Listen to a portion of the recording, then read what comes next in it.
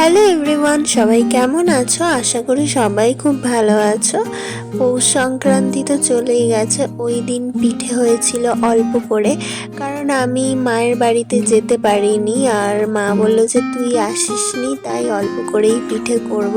যেহেতু পিঠে ওই দিন একটু করতেই হয়, তো আমি মায়ের কাছে গিয়েছিলাম। মা অনেক ধরনের পিঠে করেছে, আর সব কিন্তু আমরা মায়ের সাথে সাথে আমরাও হাত লাগিয়েছিলাম। আমি, বাবা তো আবার ডিজাইন করে করে পিঠে করছে। এই নিয়ে বাবার সাথে আমার একটু ঝগড়াও হয়ে গেল, কথা কাটাকাটিও হয়ে গেল, কারণ অনেক পিঠে করার ছিল। তো আমি বাবাকে বললাম, অত ডিজাইন করার কি আছে, এমনি করো না। বাবা বললো যে না, আমি ডিজাইন করেই করব। তো বাবার ধৈর্য দেখে আমি আশ্চর্য হয়ে যাই। আমার অত ধৈর্য নেই বসে বসে পিঠেগুলোকে ডিজাইন করা। আর এই আর একজন বনু রয়েছে, যে কাজে কোনো হাত দিচ্ছে না, কিন্তু একটু নারকেলের পুর দিয়ে খাই, একটু মিল্ক কেক দিয়ে, একটু তরকারি দিয়ে খাই, খেয়ে টেস্ট করে দেখি।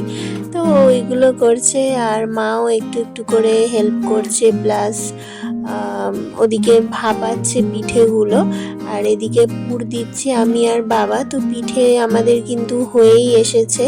আমি একটু খেয়ে দেখছি মিল্ক কেকের পিঠে। মিল্ক কেকের পিঠে আমার খুব পছন্দের, নারকেলের পিঠের থেকেও মিল্ক কেকের পিঠে অনেক ভালো লাগে। আর তারপরে মা এখানে কিন্তু নারকেলের পিঠে করতে বসে গেছে, তরকারির পিঠে করতে বসে গেছে। এটা হচ্ছে সরু চাকলি, গুড় দিয়ে যেটা খায়। তারপরে এখানে দুধ পুলিতে কিন্তু পিঠেগুলো ছেড়ে দিচ্ছে দুধের মধ্যে। দুধটাকে ফুটিয়ে ফুটিয়ে অনেকটাই কিন্তু ঘন করে নিয়েছে। আর এই হচ্ছে গুড়ের পাটালি। পাটালিটা অনেকটাই বড়, মা এখন নোড়া দিয়ে ভাঙতে বসেছে। তারপরে এটাকে মা বললো যে গ্রেটারে গ্রেট করে নিয়ে আসতে। আমি গ্রেট করে নিয়ে এলাম। তারপরে ওগুলো কিন্তু দুধের মধ্যে দিয়ে দিয়েছে।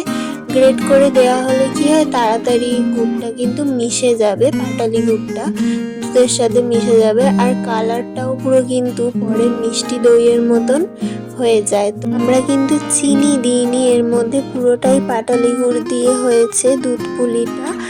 আর তারপরে আমি খাওয়া দাওয়া করে একটু বাড়ি চলে এলাম। আর চিনির জন্য, সবার জন্য একটু পিঠে নিয়ে এসেছি। বাবা এসে আমাকে দিয়ে গেল, আর এক বাবা এসে আমাকে নিয়ে গেল এখান থেকে। তো ব্লগটা এখানেই শেষ করছি, বাই।